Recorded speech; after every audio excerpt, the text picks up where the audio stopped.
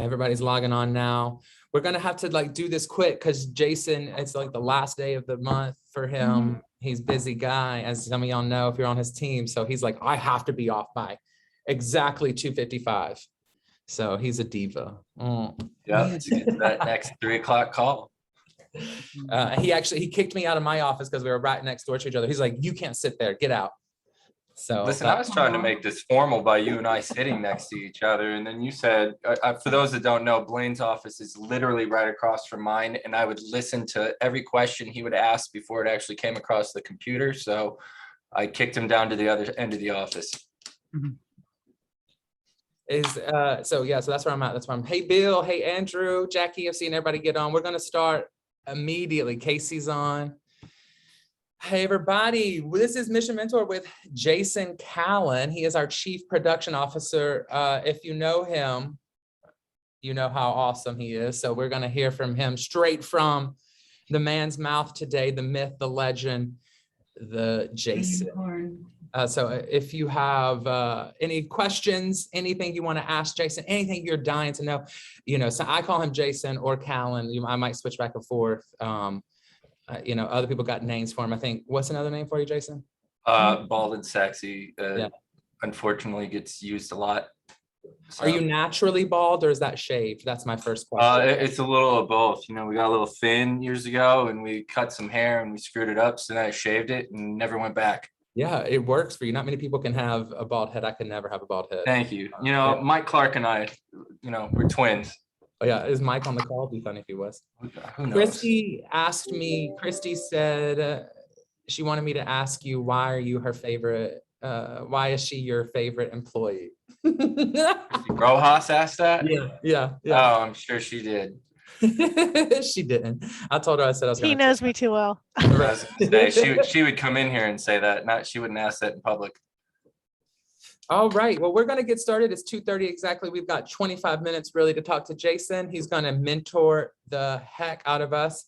We've got his team on. Joanne. Hi, Joanne out there. It's good to see you on. Casey's on. Lily, it's good to see you again. I'm just saying hey to everybody. Jen, you're on. Devin, Lexi, that's my girl. All right, we're going to get started. So first things first, what is a chief production officer? Well, a chief production officer is in charge of all of production. So we have multiple channels, but for me, the people that report to me are underwriting, wholesale account managers, BSAs, closers, and funders for the most part. And there's a couple of little offshoots here or there. We look over pretty much all of operations. Once a loan is taken into application and processed for the most part and submitted to underwriting, then it comes into our lane and we make sure that the borrower gets to the closing table and gets the keys to their new house. So in a nutshell, that is what the chief production officer oversees all of that. As Christy just wrote, director of the daycare. Yes, pretty much. Head counselor. Do you have the most people that report to you? I would I'm not sure. Carp's got a heck of a lot of LOs out there on the retail side. So that might be, he might have more, but if not, I'm second, I would assume. Do you know how many people report to you? Off the top of my head, no, I would probably need, no, I don't. I would have to go back to HR because it fluctuates all the time. It's close to 100, I think. Yeah, we have 400. I found out earlier this week, we've just got 466 employees across the country now. So if that's 100, that's like a fourth of them, right? Yeah, I'm gonna guess about 100 are probably under my umbrella or wow, just shy of it. So it's like you're a pretty stressed guy. Yeah, that's where all the hair went, man. I had a full head of hair except for last year, and then it all fell out. So, but no, I mean, it's not that stressful. I got a lot of good people around me that really take charge and keep things off of my plate to keep me not stressed. Sometimes they get stressed out doing it, but I used to do it as well. So I understand where they're coming from, but I do surround myself with good people who get stuff done. That's kind of what I wanted to kind of start at after you talked about what you do, is just how long have you been at EPM and where did you actually start? Because I think it's really interesting.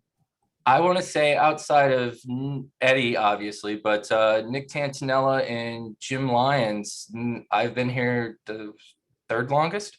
I've been here 11 years, so it'll be 12 in July.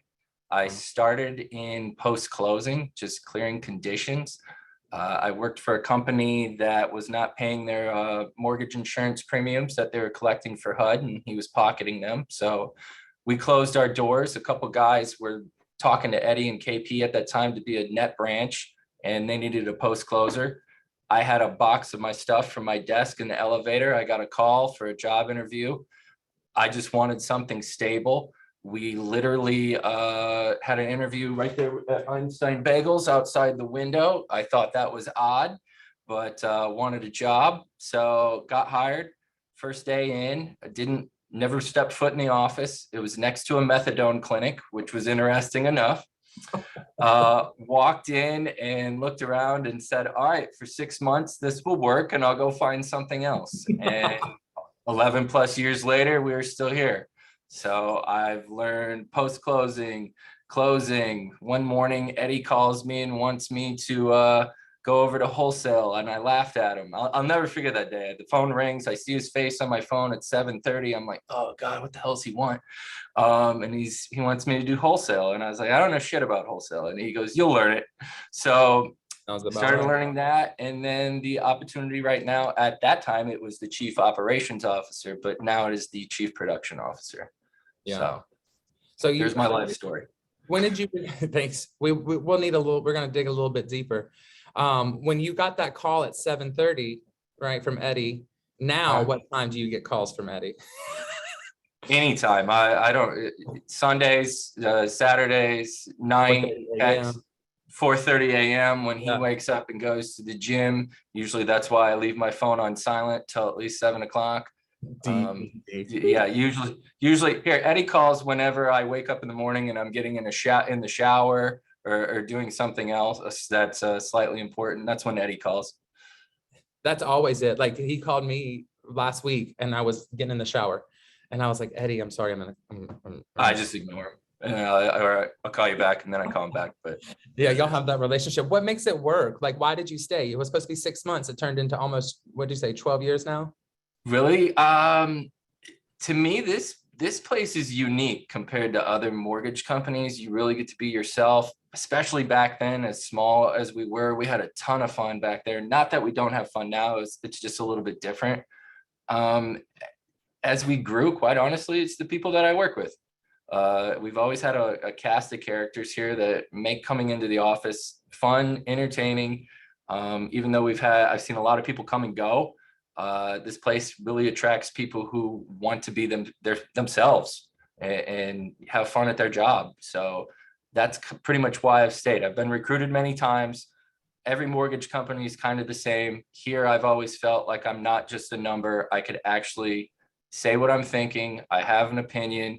I have a big mouth sometimes. I say what everybody else is thinking that doesn't want to say it. And sometimes it does get you in trouble. But for the most part, I mean, you're just speaking up, and that's kind of why I've always wanted to stay here, because I feel like my opinion matters and what I do makes a difference.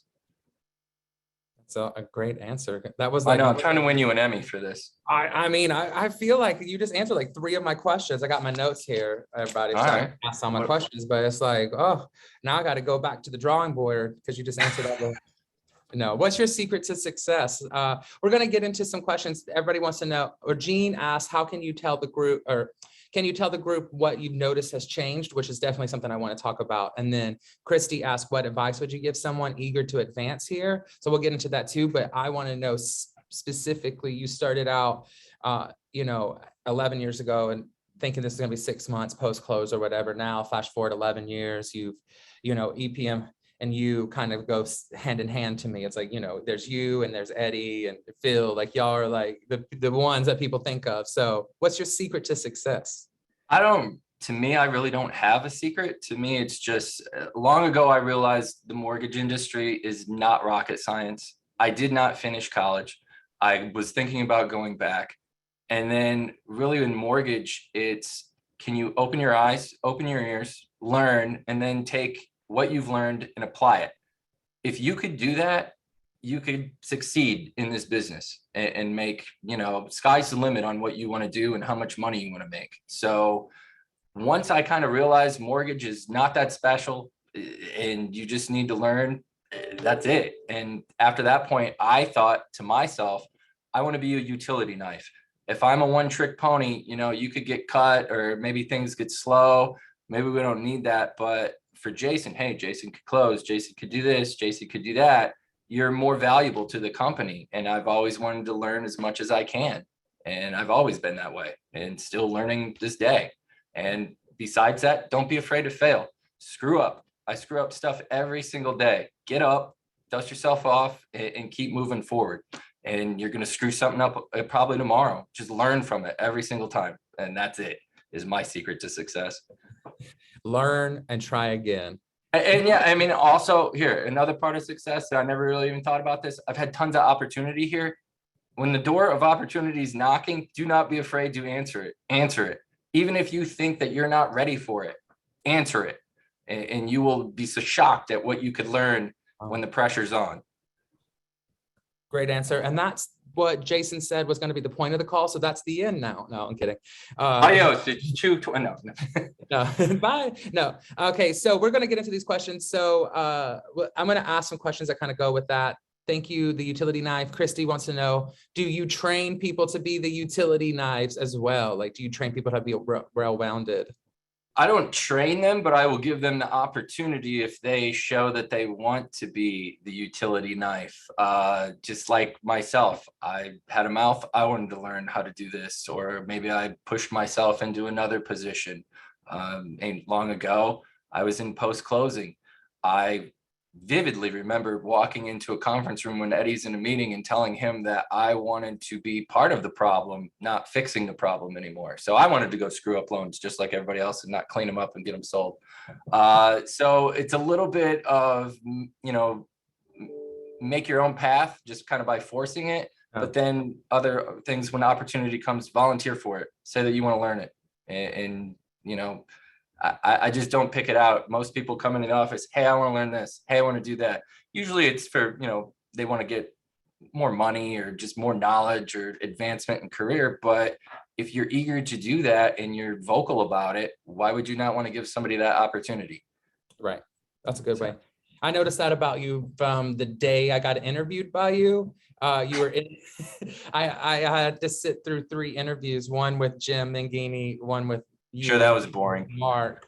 Mark was the most terrifying. You were the most friendly. And I knew I had it in when I talked to you because you were in your car. You were just left. You were like, I have been working all day. I do not care about this interview.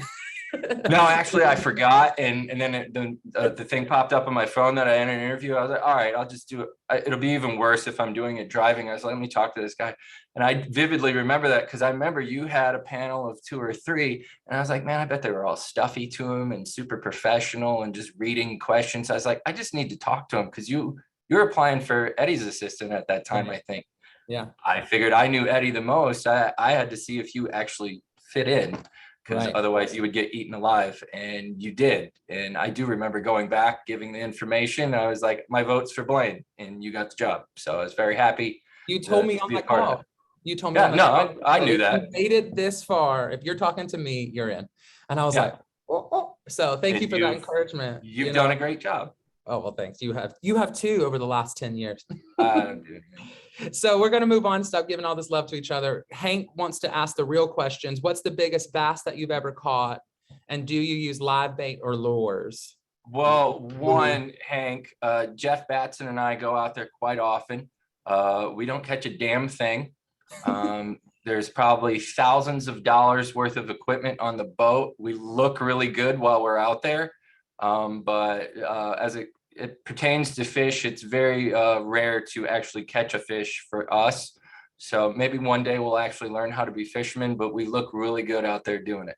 So biggest bass, I want to say it was maybe 3 or 4 pounds. Jeff's was bigger, but I won't lie, we paid for a guide that day. That was probably the only reason why we got any damn fish.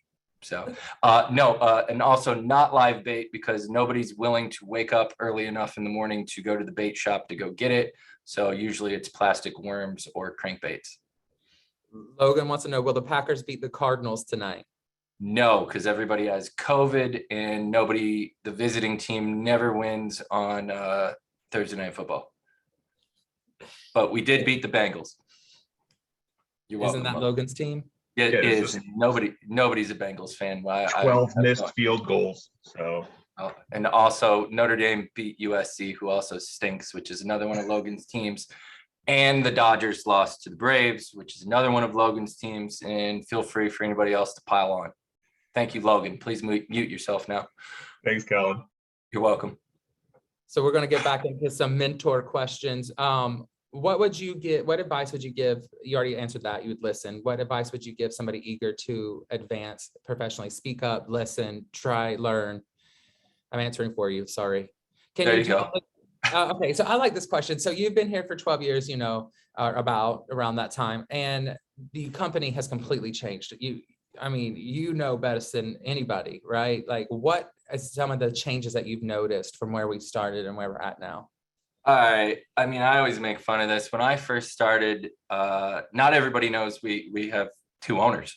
When I first started, there was KP and Eddie. Eddie would be sleeping underneath his desk because he was burning the midnight oil all the time. But I'll paint the picture that he was just being lazy. No, I was kidding. But he would sleep under his desk. We were in a very, very small shop. I do remember if you needed to go to the bathroom, you're allowed to go pee in the office. But if you needed a number two, you needed to take about a city block walk down the street to Hotel 1140. That was the address that we used. After that, we moved to another office across the street as well. We got a little bit bigger, we got a little bit more, and things started, volume wise, slowly starting to come together. Because when I first started, I'd probably say, a good month, we were doing 30 to 50 loans. That's it. As it's grown, I would probably say the biggest change, most of the time it was normal for 6 to 7 years. About 2 to 3 years ago, Eddie started his CEO peer group. And then things really started to get more of a serious driven of tightening down the ship and doing things the right way. And I'll never forget going into his office one day. And this is like right when I started doing wholesale. And I asked him a question, and he gets out from underneath behind his desk and he sits down at a table, and he had like a notepad and a pen. And literally I asked him, I was like, what the hell are you doing? He goes, I'm going to take notes. And I was like, who are you? I've never seen you take notes on anything. And from that moment on, he really started investing in culture, leadership, coaching, and many other things that were not around for the large portion of my career here. And seeing all the opportunity that everybody gets now. I mean, literally here at 3:00, I have a coaching call is why I got to go. You would have asked me that 3 years ago that we have coaches, like executive coaches and even mid-management, I would have laughed my ass off that we would spend money on that. And we do it on the regular now, and I get a lot out of it. So really reinvesting in the employees, in the culture, has been the biggest change from what it used to be, because it used to be, I wouldn't say it was toxic, but it was a roller coaster ride a lot of the times. Yeah. And you didn't know what the hell was going to go on. So just stuck your nose in the dirt and grind through it. And I'm still here. That's why I refer to myself as one of the last of the Mohicans. That's hilarious. That means you've kind of changed over the years too. So what have you noticed has been your biggest change from where you were and where you're at? Another easy question. When I first started, it was a job to me. I don't know if that's being a little bit too vague. It was coming in, just doing my stuff. And, I got my paycheck, it paid my bills.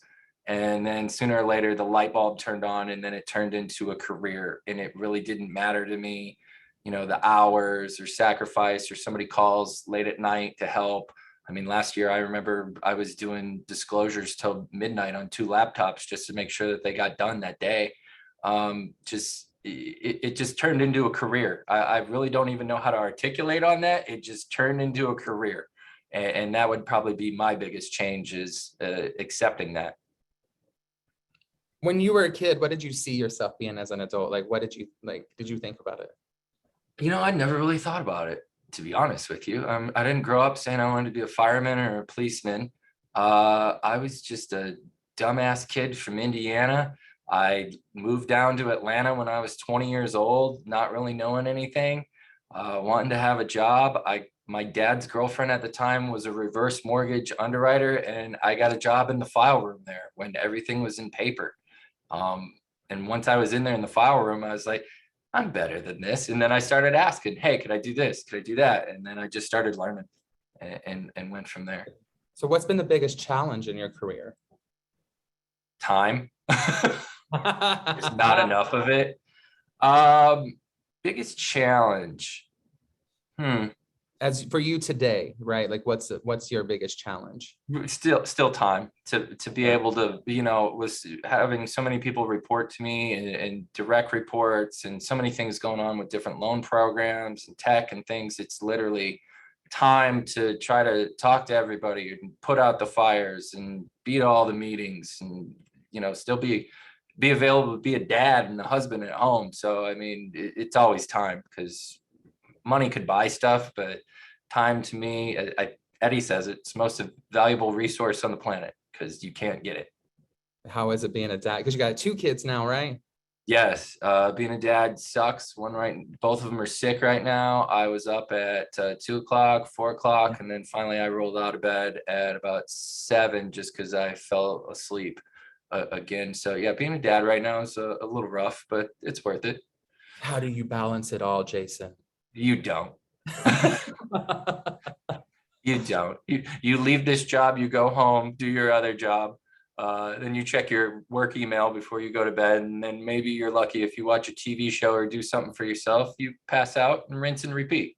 And then the weekend shows up sooner or later. What advice would the Jason Callan today give the Jason Callan 11 years ago? That's a good question, Liz. I'd probably say, don't be so combative and listen more and not be stubborn about it. I'm a stubborn listener sometimes, especially back then. I was a know-it-all. So yeah, I'd probably say be a better listener is the biggest advice. Yeah, no, exactly like that. Just hit yourself in the head. We have some more questions. We have like 5 minutes left. So I want to make sure that you get to explain what's the biggest takeaway about you? Like, what should people, I don't know what I'm trying to say. Like, for not knowing who you are, you're very kind of like in your office, you're busy, you're saying time. All right, that's easy. Most people think I'm mean or blunt or anything like that. And then when they actually get to know me, they find out that I am not like that. And I have that conversation so often. I'm not that mean. If you're in the office, yes, I look pissed off all the time walking by because somebody probably did screw something up and I'm going to fix it, or I'm just in a hurry, but that's not really what I am for the most part. I think I'm pretty nice, but hey, I think you're pretty nice too. Well, thank you, Blaine. I appreciate it. You know what? You could keep your office right there as my neighbor. I appreciate it. I'm going to come back after this. All right. The last question, we've got 4 minutes. Maybe this will be the last question. What is your golden nugget advice? Like, what is your go-to piece of advice that you give to people besides listening? Like I said before, this isn't rocket science. I mean, if you want to advance, speak up that you want to advance. And when the opportunity comes, take it. That's easy. Take the opportunity. I really like that. That's taken away. That's a good takeaway, to take the opportunity. Christy, you were spot on. That's what Nicole said to you. You were asking the question. See, it's good because y'all work together so closely. So Christy knows you. She should have been the one. That's right. Lily, she should be sitting here. Lily wants to tell you to water your plant. It looks like it could use some water. That's her advice to you. Well, I will let Lily know that Jeff comes in here all the time and he makes sure that all the plants in the office are watered, but it is actually a trick. You could dump as much water in there as you want. There's this little string that sucks it up to the plant, so it just gets exactly what it wants. But there is a couple dead leaves. Yes, I could groom that off, but I won't lie, I'm lazy. It's alive. It's alive. It's not fake and it's alive. So this is really what I want to say. Like, what do you want to be your last words today? Like about mentorship, about, path of an passion and things like this. I'm gonna put you on the spot. Like, I know you put me on the spot. I mean, really, to me, my biggest thing is when you get knocked down, just get up and keep moving forward. And you can't see it, but I have a Rocky poster, and it pretty much says the world's not sunshine and rainbows. Don't make excuses. One of the things that always helped me out: own the file. Just own it. If you screw up, say you screwed up. People applaud people who take ownership of things. So the more you own and want to learn, the better off you'll do. So I guess that would be what yeah, that's the easiest way I could summarize that in my thoughts. That's a good one. Any last questions for Jason? We've got a few minutes. We have a tight deadline. He is getting on that call. Right, we have 3 minutes. With Michael Alasso, right? Yes, we could talk about Logan's blinds. Did Michael Alasso give you the nickname Bald and Sexy? Yes, he did before he was even a coach for me. I have no idea why. It was the event that we have every January. It was the exchange back then. I don't know what the name of it's going to be this year. But he came and spoke, and he also came. I think Eddie hosted a peer group one time, and I sat in, and he started on Bald and Sexy, and it went in front of Eddie.